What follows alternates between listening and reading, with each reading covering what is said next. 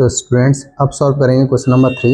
Read करेंगे from the pair of linear equation for the following problems and find their solutions by substitution method. तो बोल रहे हैं कि जो दी हुई प्रॉब्लम्स हैं उनसे जो पेयर ऑफ लीनियर इक्वेशंस मिलेंगे उनको क्या करना है, सॉल्व करना है और सब्स्टिट्यूशन मेथड से। ठीक है, तो जो हमारे क्वेश्चन नंबर 3 का फर्स्ट वाला पार्ट है उसको रीड करेंगे। क्या है? The difference between two number is 26। तो बोल रहे हैं कोई दो नंबर है, उन दोनों नंबर के बीच में जो डिफरेंस है वो कितना है? 26 है। तो लेट कर लेते हैं, let the two numbers be x and y. ठीक है, दो नंबर है, दो नंबर के बीच का डिफरेंस कितना है? 26। तो x minus y equal to क्या कर देते हैं? 26। ठीक है भैया, चलो। And one number is 3 times the other. तो बोल रहे हैं इधर जो पहला नंबर है वो दूसरे नंबर के 3 टाइम्स है। तो देखो यार, ये थोड़ा सा मैं अलग तरीके से करता हूँ, इसको ज़रा थोड़ा ध्यान से देना। जैसे वन नंबर को मैं एक्स मान लेता हूँ और इसको मैं क्या मान लेता हूँ? अदर मान लेता हूँ। ठीक है, तो बोला वन नंबर, तो वन नंबर को मैंने एक्स माना तो मैं एक्स लिख दूंगा। अब क्या लग गया? इज। अब जैसे इज लगाना तो मैंने इसके लिए क्या लिख दिया? Equal to 3 times. 3 टाइम्स मतलब 3 मल्टीप्लाई दी अदर। अब ये अदर मान आता है ना, तो अदर ये हो गया। ठीक है, तो हमारी इक्वेशन क्या बन गई? X equal to 3y। ठीक है, ये दूसरी इक्वेशन बन गई। ठीक, अब क्या करेंगे? Put the value of x in equation first we get. तो इसको उठा के इसमें पुट कर देंगे तो 3y minus y equal to 26। 3y में से y जाएंगे, 2y इक्वल टू क्या हो जाएगा? 26 हो जाएगा। तो y इक्वल टू 26/2 डिवाइड देंगे तो कितना आ जाएगा? 13 आ जाएगा। ठीक है, अब put the value of y in equation second we get. x equal to क्या लिखा था? 3y है ना, तो x इक्वल टू 3y मतलब y की वैल्यू 13, तो x इक्वल टू क्या आ गया? 39।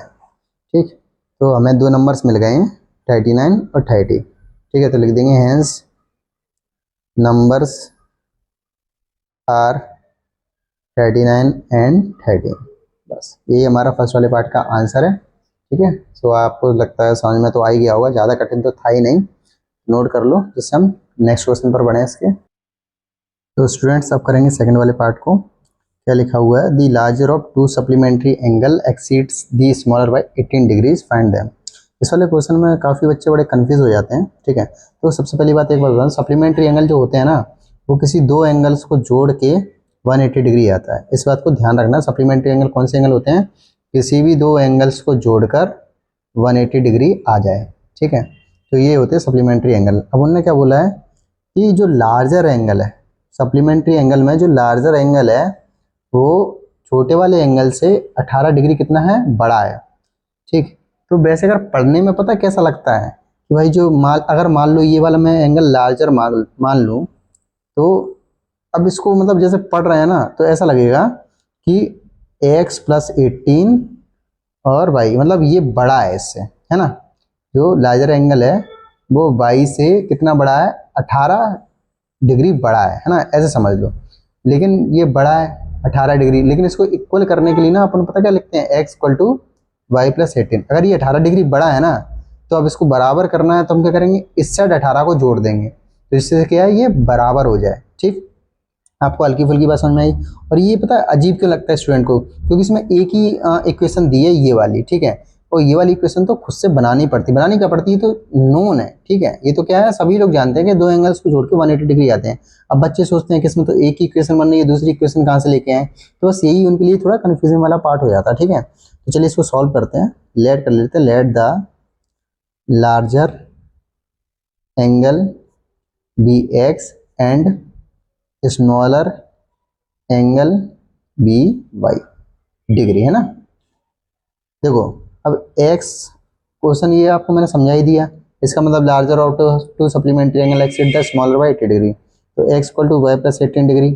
ये समझ में आया कैसे? यहाँ समझाया था ना, इस कारण। ठीक है, और ये हम जानते हैं x plus y equal to 180 degree, तो x plus y equal to 180 degree.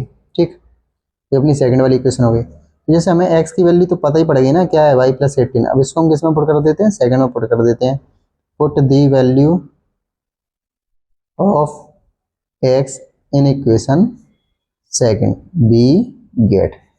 तो y प्लस 18 एक्स ये क्या आ गया, y प्लस 18 प्लस वाई और था 180 degree, y plus y 2y 180 degree plus 18 इधर आएगा तो माइनस का 18 डिग्री, तो माइनस करेंगे 2 16, ठीक है। 2y इक्वल टू 160 डिग्री, तो y इक्वल टू 162 अपॉन 2, तो y इक्वल टू 81, y की वैल्यू कितनी आ गई 81 डिग्री, ठीक है। अब हमें x की वैल्यू और फाइंड करनी है, तो put the value of y in equation first we get x equal to y plus 18 degree था, तो x इक्वल टू क्या हो जाएगा, y की वैल्यू कितनी आ गई 81 डिग्री प्लस 18 डिग्री ऐड करेंगे 99 डिग्री, ठीक है। अब देखो x की वैल्यू आ गई 99 और y की वैल्यू आ गई 81। अब देखो ये वाला बड़ा है एंगल जो कि हमने माना भी था, और ये वाला क्या छोटा एंगल है जो कि हमने माना भी था। दूसरी एक बात सुनो, ये कंप्लीट हो चुका है, बस मैं समझा रहा हूँ। 99 प्लस 81 को जोड़ोगे तो ऐड करने पर कितना आ रहा है 180 डिग्री, तो इसका मतलब समझ रहे हो ये दोनों एंगल कैसे अपने एंगल्स हैं, सप्लीमेंट्री एंगल है। तो इसी के साथ अपना जो सेकंड वाला पार्ट भी था वो यहाँ पे कंप्लीट हो चुका है। शायद आपको अच्छे से समझ में आया हो, तो प्लीज़ इसको नोट कर लो, तो जिससे नेक्स्ट क्वेश्चन पर बढ़ाएं, ठीक है। तो स्टूडेंट्स अब कब करेंगे थर्ड वाले पार्ट को, क्या दिया हुआ है क्वेश्चन में, रीड करेंगे। The coach of a cricket team wise 7 bats and 6 balls for ₹3,800। Coach मतलब क्रिकेट टीम के कोई कोच हैं, उनने 7 बैट और 6 बॉल खरीदे हैं 3,800 रुपीज़ में। लेटर मतलब थोड़े लेटर मतलब कुछ समय बाद, सी वाइज 3 बैट्स एंड 5 बॉल्स मतलब कुछ समय बाद उसने फिर से 3 बैट और 5 बॉल खरीदी हैं 1750 रुपये में। Find the cost of each bat and each ball. तो हमें मतलब फाइंड करना है कि जो कॉस्ट है एक बैट की वो कितनी है और एक बॉल की कितनी है। देखो यार इसको क्या है, सबसे पहले लेट कर लेते हैं। Let the cost of each bat be ₹X and cost of each ball be ₹Y, ठीक है। तो अकॉर्डिंग टू क्वेश्चन देखो क्या है, 7 बैट्स थे तो 7x प्लस 6 बॉल्स थी, तो बॉल कितनी y माना था 6y, टोटल कितने रुपए हो रहे हैं 3,800। देखो यार ये तो आपको पता ही होगा ना, मतलब मुझे तो ये बताने की जरूरत भी नहीं होगी कि यार जैसे एक बैट की कीमत कितनी है x रुपीज़ है, तो 7 बैट की कीमत कितनी हो जाएगी 7x। ये तो बात आपको समझ में आती है ना। मतलब अगर एक पेन लेने गए तो 5 रुपए की आ रही है, तो 2 पेन कितने की हो जाएंगी 2 5 जा 10 रुपए की, ठीक। तो ये वही चीज़ है, बस ये थोड़ा सा वेरिएबल्स में है, ठीक है। एंड दूसरी क्वेश्चन क्या है, 3 bats and 5 balls 3x plus 5/1750, ठीक है। तो अपने यहाँ पे ये 2 इक्वेशन बन चुकी है, अब इसको सॉल्व करना है।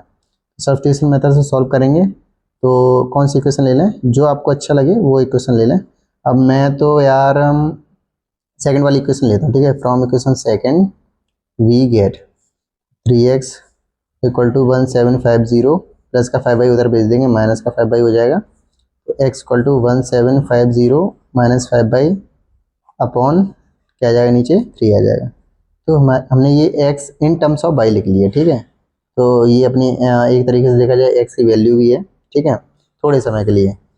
Put the value of x in equation first we get. जो हमारी x की जो वैल्यू है ना, इसको हम फर्स्ट में पुट कर रहे हैं। फर्स्ट में क्यों पुट कर रहे हैं, क्योंकि भाई सेकंड से थर्ड वाली इक्वेशन बनी है, अब इसको सेकंड में पुट नहीं कर सकते, इसको फर्स्ट में पुट करेंगे, ठीक है। तो क्या लिखा 7x, तो x ये क्या आ जाएगा 1750 माइनस 5/3 प्लस 6y 3800। इसकी थोड़ी कैलकुलेशन में मतलब आप समझ रहे हो ना, हाँ बड़ी हो जाएगी, तो देखो मल्टीप्लाई तो करना ही पड़ेगा। तो इसका इसमें करेंगे तो 0 आएगा, 7 5 35, ठीक है, करिए 7 7 49 50 51 52 7 7 5 12 minus 7 5 35 upon 3 plus 6y equal to 3800, ठीक है।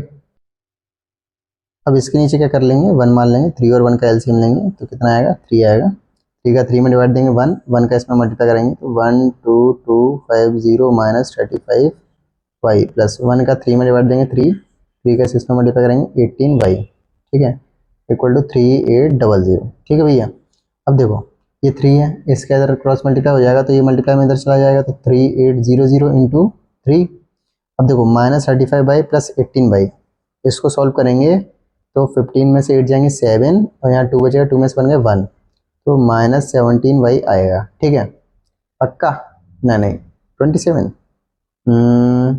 8 7 15, हाँ ये सही है। अब यहाँ क्या आ जाएगा 12250। ठीक, इतनी बात आपको समझ में आ गई। अब -17 और यहाँ मल्टीप्लाई करेंगे तो 0 0 3 8 24, 2 कैरी 3 9 10 11, ये प्लस का है उधर जाएगा तो माइनस में हो जाएगा तो 12250।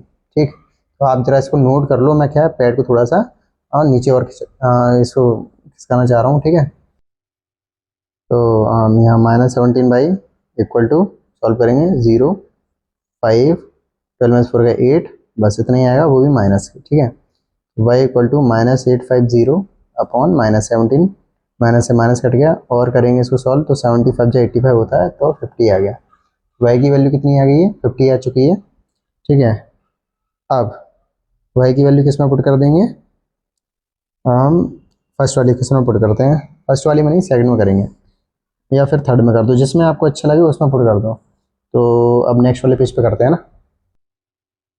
अब जैसे y की वैल्यू क्या निकल चुकी है? 50 निकल चुकी है, तो इक्वेशन थर्ड में पुट करते हैं। ठीक है तो लिख दिया ना वही, put the value of y in equation third we get. ठीक है तो x equal to 1750 minus 5 y की वैल्यू 50 है, 50 लिख दिया अपॉन 3। तो x इक्वल टू क्या है? 1750 माइनस 250, 5 पर 50 मल्टीप्लाई करेंगे 250 आएगा, नीचे 3 आ जाएगा। ठीक है इसको और सॉल्व करेंगे तो 15003 और सॉल्व करेंगे तो कितना आ जाएगा? 500। तो मतलब समझ रहे हो कि जो x की वैल्यू कितनी आएगी? 500, मतलब कॉस्ट ऑफ ईच बेड कितना है? ₹500 और कॉस्ट ऑफ ईच वर्क कितना है? ₹50। ठीक है इसी के साथ जो थर्ड वाला पार्ट था वो अपना कंप्लीट हो चुका है। आई होप आपको समझ में आ गया हो। तो स्टूडेंट्स अब करेंगे फोर्थ वाले पार्ट को। अच्छा क्वेश्चन है, मजेदार क्वेश्चन है, पढ़ेंगे। क्वेश्चन क्या है? The taxi charge in a city consist of a fix charge together with the charge for the distance covered. वही टैक्सी वाला है तो सिटी में वो क्या एक फिक्स चार्ज तो रखते ही है और एक चार्ज और होता है जो डिस्टेंस कवर वाला होता है। ठीक है तो जैसे for a distance of 10 kilometre the charge paid is ₹105। जैसे मान लो डिस्टेंस 10 किलोमीटर की डिस्टेंस है तो उसके लिए उसने कितना चार्ज किया? 105। और 15 किलोमीटर की चार्ज डिस्टेंस के लिए उसने कितना चार्ज किया? 155। तो वो पूछ रहे हैं फिक्स चार्ज कितना है उसका और चार्ज पर किलोमीटर कितना है, मतलब समझ रहे हो। तो अब जैसे क्या ना फिक्स है, मान लो यार कोई टैक्सी वाला हो गया भाई, आप बैठ गए तो ये फिक्स चार्ज हो ही गया, अब भाई चार्ज पर किलोमीटर लग चलेगा, मतलब समझ लो ना, थोड़ा सा हंसी मजाक वाली बात हुई। ठीक है और आगे भी इसमें क्वेश्चन है लेकिन बाद में करेंगे। तो सबसे पहले मान लेते हैं let the fixed charge be x and मतलब ₹x and charge per kilometre ₹y। ठीक है तो फिक्स चार्ज हमने क्या मान लिया है? x मान लिया है और चार्ज पर किलोमीटर कितना मान लिया है? y मान लिया। ठीक है अब देखो बात सुनो, अकॉर्डिंग टू क्वेश्चन जैसे क्या ना पहले जो मतलब जिसने for a distance of 10 kilometre की डिस्टेंस के लिए कितने रुपए लगे? 105 लगे। अब देखो अब चार्ज पर किलोमीटर ₹y है तो मतलब 1 किलोमीटर के रुपीज़ कितने हैं? ₹y। तो 10 किलोमीटर के लिए कितने हो जाएंगे? 10y। ठीक है तो और ये चार्ज फिक्स चार्ज तो लगना ही है, मतलब ये तो कंपलसरी है। तो x plus 10y equal to 105, ये तो अपनी कौन सी इक्वेशन हो गई? फर्स्ट इक्वेशन हो गई। अब फिर 15 किलोमीटर के लिए भी निकालना है तो 15y और यहाँ x तो फिक्स चार्ज लगना ही है, इसका तो कोई बात ही नहीं है, तो 155, ये अपनी कौन सी इक्वेशन हो गई? सेकंड इक्वेशन हो गई। अब इसको सब्स्टिट्यूशन मेथड से सॉल्व करना है। तो हम कौन सी इक्वेशन ले लें? कोई भी ले लो, मैं ले लेता हूँ from equation first we get x equal to 105, ये प्लस का था इधर आ जाएगा -10y, ये अपनी इक्वेशन क्या हो गई? थर्ड हो गई। तो put the value of x in equation second we get. देखो फर्स्ट वाली इक्वेशन से थर्ड वाली इक्वेशन में नहीं है तो फर्स्ट में पुट नहीं करेंगे, सेकंड में करेंगे। तो x प्लस 15y लिखा है, तो x की वैल्यू कितनी है 105 minus 10y plus 15y equal to 155, ठीक है। तो माइनस 10 प्लस 15 कितना हो गया 5y प्लस के, ठीक है 155, ये प्लस का इधर है 105 उधर जाएगा तो माइनस के हो जाएंगे 105। इतनी बात समझ में आ गई। अब इसको और सॉल्व करेंगे तो 5y इक्वल टू 155 में से 105 जाएंगे तो शायद कितने बचेंगे 50, ठीक है। y इक्वल टू 50/5 तो कितना आ जाएगा 10। इतनी बात समझ में आ गई। तो y की वैल्यू तो अपने पास आ गई 10। अब put in equation third we get, तो जो y की वैल्यू 10 निकली है ना, इसको थर्ड वाली इक्वेशन में पुट कर देंगे तो x इक्वल टू 105 माइनस 10/, तो y की जगह 10 इंटू 10 105 माइनस 10 10 100, तो x इक्वल टू कितना आ गया 5 आ गया, ठीक। तो अपने पास x की वैल्यू भी आ गई, y की वैल्यू भी आ गई, ठीक है। तो हैंस लिखेंगे fixed charge ₹5 and charge per kilometre ₹10, 10, ठीक है। इतनी बात आपको समझ में आ गई। अब आगे क्वेश्चन और पढ़ेंगे। How much does a person have to pay for travelling a distance of 25 kilometre, मतलब किसी व्यक्ति को कितना पे करना पड़ेगा 25 किलोमीटर की डिस्टेंस के लिए। अब 25 किलोमीटर की डिस्टेंस के लिए निकालना है, तो जैसे ये इक्वेशन बनाई थी हमने, तो ये 25 किलोमीटर के लिए भी निकाल देंगे। क्या बनेगी, तो चार्ज फॉर 25 किलोमीटर क्या हो जाएगा x प्लस 25y, तो x की वैल्यू अपने पास 5 आई थी, तो y की वैल्यू कितनी आई थी 10, तो 5 प्लस 250 कितना आंसर आएगा 255, तो ₹25 255 आंसर आ जाएगा, ठीक है। तो इसी के साथ जो फोर्थ वाला पार्ट था वो भी अपना क्या हो गया कंप्लीट हो चुका है, ठीक। तो स्टूडेंट्स अब करेंगे फिफ्थ वाले पार्ट को, रीड करेंगे क्वेश्चन को क्या है। A fraction becomes none by 11 if 2 is added to both the numerator and denominator। सबसे पहले फ्रैक्शन को लेट कर लेते हैं, let the fraction be x upon y. तो वो ये जो ऊपर वाला पार्ट होता है इसको बोलते हैं न्यूमिरेटर, ठीक है, और जो नीचे वाला पार्ट होता है इसको बोलते हैं डेनोमिनेटर, ठीक है। इस बात का ध्यान रखना। अब क्वेश्चन के अनुसार अगर हम पढ़ेंगे तो फ्रैक्शन 9/11 मिलता है कब, जब 2 को ऐड करते हैं न्यूमिरेटर में, हाँ मतलब बोथ, मतलब 2 is added to both the numerator and denominator. तो भाई x प्लस 2 वाई प्लस 2, 2 को हमने न्यूमिनेटर और डेनोमिनेटर दोनों में ऐड किया तो हमें क्या मिलेगा फ्रैक्शन 9/11 मिलेगा। तो यही अपनी फर्स्ट वाली कंडीशन हो गई, ठीक है। और if 3 is added to both the numerator and the denominator it becomes 5/6। अब 3 को ऐड करेंगे न्यूमिनेटर और डेनोमिनेटर में तो हमें क्या मिलेगा 5/6, तो x plus 3 upon y plus 3 equal to 5/6। तो फाइंड दी फ्रैक्शन, सबसे फ्रैक्शन फाइंड करने के लिए बोला है। तो अपनी ये क्वेश्चन क्या होगी, मतलब मान लो भी इनको नंबर नहीं देते हैं यार, सही नहीं लग रहा है, नंबर बाद में देंगे, ठीक है। तो ये दो इक्वेशन अपन को मिल चुकी है, अभी इसको सॉल्व करेंगे। इसका इसमें क्रॉस मल्टीप्लाई कर देंगे तो 11x plus 2 9y plus 2 and इसका इसमें मल्टीप्लाई करेंगे 6x प्लस 3 5y प्लस 3, ठीक है। तो 11 का x में करेंगे 11x, 11 का 2 में करेंगे 22, 9 का y में करेंगे 9y, 9 2 से 18, तो प्लस का 9y इधर आ जाएगा 11x, तो प्लस का 9y इधर आएगा तो माइनस का हो जाएगा 18, प्लस का 22 इधर जाएगा तो माइनस का हो जाएगा -4, 11x माइनस 9y हो गया -4। इसको इक्वेशन में फर्स्ट दे देते हैं, ठीक है। अब इस साइड भी देख लेते हैं क्या चल रहा है। 6 का x में करेंगे 6x, 6 3 या 18, 5 का y में करेंगे 5/, 5 3 या 15, ठीक है भैया। और 6x प्लस का 5/, इधर आएगा तो माइनस का 5/, प्लस का 15 है, ये प्लस का 18 उधर जाएगा तो -18, ठीक। 6x माइनस 5/, 15 में से 18 माइनस करेंगे -3 आ गई। ये अपनी कौन सी इक्वेशन है, सेकंड इक्वेशन हो गई, ठीक है। तो नाउ अब हम इक्वेशनों को साथ में लिख लेते हैं। 11x minus 9y equal to क्या हो जाएगा -4, ये अपनी फर्स्ट इक्वेशन बनी थी। और 6x minus 5y equal to -3, ये अपनी कौन सी इक्वेशन बनी थी, सेकंड इक्वेशन बनी थी, ठीक है। तो पहले तो आप इसको वीडियो को पॉज करके नोट कर लो, क्योंकि आप इसके आगे मैं दूसरे पेज पे सॉल्व करवाऊंगा, ठीक है। अब देखो ये इक्वेशन दूसरे पेज में लिख ली है, तो अब सॉल्व करेंगे सब्स्टिट्यूशन मेथड से। तो लिखेंगे फ्रॉम इक्वेशन, कोई भी इक्वेशन ले लो जो आपको लग रही है। तो मैं एक काम करता हूँ, मैं ले लेता हूँ सेकंड वाली इक्वेशन को, from equation second we get, क्योंकि यार कोई भी ले सकते हैं, फर्स्ट भी ले सकते हैं, सेकंड भी ले सकते हैं, ठीक है। तो 6x minus 5y equal to -3 था, 6x इक्वल टू -3, ये माइनस का 5y इधर आएगा तो प्लस का 5y हो जाएगा। इसको घुमा के लिख दें तो 5 बाई -3, ये प्लस का इधर आ गया, माइनस का इधर आ गया, x ये 6 यहाँ मल्टीप्लाई में था तो इसके डिवाइड में आ गया, तो हमने x को इन टर्म्स ऑफ y में लिख दिया है।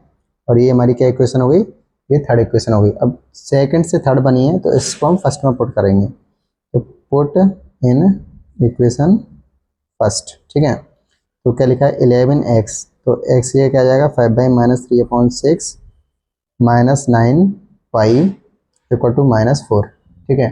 इतना समझ में आ गया। देखो 11 का 5 में मल्टीप्लाई करेंगे तो कितना आएगा 55 बाई -11 का 3 में करेंगे 33, नीचे 6 -9y इक्वल टू -4, इसके नीचे 1 मान लेंगे, एलसीएम लेंगे तो 6 आएगा, 6 का 6 में डिवाइड देंगे 1, 1 का इसमें मल्टीप्लाई करेंगे तो 55 बाई -33, 1 का 6 में डिवाइड देंगे 6, 6 9 या 54, ठीक है, 6 9 या 54 और साथ में y है तो y लगा देंगे -4, तो 55 बाई में से 54 जाएंगे तो 1 आएगा, तो 1 बाई -33 और 6 का इसमें मल्टीप्लाई करेंगे तो -4 इंटू 6 तो कितना हो जाएगा -24, ठीक है भैया। अब -24, ये -33 उधर जाएगा, प्लस का हो जाएगा, माइनस करेंगे तो 9 आएगा, तो y की वैल्यू कितनी आ गई अपने पास 9 आ गई। अब इसको किसमें पुट कर देंगे, थर्ड में लिखेंगे, put in equation third we get, तो वही थर्ड में पुट कर देंगे, है ना। थर्ड में पुट करेंगे तो क्या लिखा है x equal to 5 y, y की value 9 -3/6, x equal to 45 -3 6, x equal to 45 -3 का 42 आएगा, 6 x इक्वल टू क्या आ जाएगा 6 7 या 42, हमारे पास y की वैल्यू आ गई और x की वैल्यू आ गई। तो हमारा जो फ्रैक्शन बनेगा, जो ये बनाया था लाइट द फ्रैक्शन भी x अपॉन बाई, तो ये लाइन वैसे आपको नीचे लिखनी है, मैं यहाँ लिख देता हूँ, हेंस द फ्रैक्शन बिकम्स 7/9, ठीक है। तो यही फिफ्थ वाले पार्ट का आंसर है। आई होप आपको समझ में आ गया हो, तो वीडियो को पॉज करके इसको नोट कर लो, फिर नेक्स्ट वाले क्वेश्चन पर पढ़ते हैं, ठीक है। तो स्टूडेंट अब ये लास्ट वाला पार्ट है और ये आखिरी है इस वाली एक्सरसाइज का, तो इसको और सॉल्व कर लेते हैं। क्या दिया हुआ 5 years हैंस, यहाँ जो हैंस है ना ये लेटर का काम कर रहा है, मतलब समझ लो 5 साल बाद। The age of Jacob will be 3 times that of his son, तो जेकब की जो एज है वो उसके सन से 3 times ज़्यादा है, ठीक है। 5 years ago Jacob's age was 7 times that of his son, तो 5 साल पहले जो जेकब था वो अपने सन के 7 times था, ठीक है। तो what are their present age, तो इनकी प्रेजेंट एज फाइंड करनी है, तो लेट कर लेते हैं, let the present age of Jacob be x year, मान लेते हैं कि जो जेकब की प्रेजेंट एज है वो x ईयर से मतलब x साल का है, and present age of Jacob's son be y years, और जेकब का जो बेटा है उसकी मान ली कि वो बाई ईयर्स का, ठीक है। तो अकॉर्डिंग टू क्वेश्चन, अब देखो यार बात सुनो, इसके ना 5 years लेटर या 5 years हैंस, तो 5 साल बाद 5 years hence age of Jacob, Jacob की जो प्रेजेंट एज है उससे 5 साल बाद उसकी एज कितनी हो जाएगी x + 5, ठीक है। और एज ऑफ जेकब्स सन, अब जेकब के बेटे की एज कितनी हो जाएगी 5 साल बाद y + 5, ये भी बात सही है, ठीक है। अब इसको सुनो, 5 years लेटर या hence the age of Jacob, देखो एज ऑफ जेकब, तो एज ऑफ जेकब क्या है x + 5, देयरफॉर x + 5, ठीक है। Age of Jacob will be, अब जैसे विल बी है ना तो मैंने क्या लगा दिया इक्वल टू 3 times, 3 times मतलब 3 multiply that of his son, son y + 5, तो ये अपने पास एक इक्वेशन बन गई, ठीक। अब दूसरी इक्वेशन बनाने की कोशिश करते हैं, एंड 5 years एगो, 5 years एगो 5 साल पहले की बात हो रही है, और 5 साल पहले जेकब की एज कितनी होगी, age of Jacob equal to x - 5, और age of Jacob's son, Jacob के बेटे की एज कितनी रही होगी y - 5, तो देयरफॉर आगे पढ़ेंगे Jacob's age Jacob's age was 7 times that of his son. Jacob's age कितनी है, x minus 5 was equal to लगा दिया 7 times that of his son की एज कितनी थी, वाई माइनस 5। ठीक है, तो हमें ये दो इक्वेशन मिल गई हैं। अब ये क्या है, आपको नीचे लिखना था है ना। अब क्या जगह नहीं होती, जगह का बड़ा इशू रहता है, तो आप समझ रहे हो ना, एडजस्ट करना पड़ता है। तो अब इसको और सॉल्व कर लेंगे। एक्स प्लस 5 इक्वल टू 3 का 5 में मल्टीप्लाई करेंगे 3y, 3 का 5 में करेंगे 15। तो x प्लस का 3y इधर आ जाएगा -3y, 15 प्लस का 5 उधर जाएगा -5, 15 माइनस 5 का 10, x minus 3y equal to 10। ये नंबर 1। इधर भी ऐसे करेंगे, x माइनस 5 7/, 7 5 35, एक्स प्लस का 7y इधर आएगा -7y, -35, ये माइनस का 5 उधर जाएगा तो प्लस का 5 हो जाएगा, तो यहाँ क्या हो जाएगा -30 x माइनस 7y। अपनी कौन सी क्वेश्चन हो गई, क्वेश्चन नंबर 2। तो वीडियो को पॉज करके इसको जरा नोट कर लो, क्या ना, जगह नहीं है तो दूसरे पेज में सॉल्व करवाऊंगा इसको मैं, है ना। तो पीछे से मैंने ये दोनों इक्वेशनों को नोट कर लिया है, अब इसको सब्स्टिट्यूशन मेथड से सॉल्व करना है। तो आप कोई भी इक्वेशन ले सकते हैं, तो मैं इक्वेशन लूंगा इस बार फर्स्ट वाली। तो from equation first we get x -3y उधर भेज देंगे तो 10 प्लस 3y हो जाएगा। अब इससे कौन सी इक्वेशन बनेगी, थर्ड इक्वेशन बनेगी। अब पुट इन सेकेंड, इसको किस में पुट कर देते हैं, सेकंड इक्वेशन में पुट कर देते हैं। तो x माइनस 7y लिखा है ना, तो x ये क्या आ जाएगा 10 plus 3y minus 7y minus 30। इन दोनों को सॉल्व करेंगे तो कितना आएगा, -4y माइनस 30, ये प्लस का 10 इधर आएगा तो माइनस का 10 हो जाएगा, कितना हो जाएगा -40, -4y इक्वल टू -40। ठीक है, तो y इक्वल टू क्या हो जाएगा -40 अपॉन -4, तो आंसर आएगा 10। ठीक है, तो अब y की वैल्यू निकल गई है। अब इसको किस में पुट कर देंगे, पुट इन इक्वेशन थर्ड, इस वाली इक्वेशन में। तो we get x equal to 10 plus 3y था, तो x equal to 10 plus 3y की जगह कितना आ जाएगा, 10 आ जाएगा। तो 3 10 30 प्लस 10 40, तो एक्स की वैल्यू कितनी आ गई 40। तो भाई present age of Jacob x था, एक्स ईयर था, तो इसका मतलब क्या हो गया, प्रेजेंट एज ऑफ, यहाँ लिख देते हैं present, hence present age of Jacob be 40 years and Jacob's present age of Jacob's son be 10 years। ठीक है,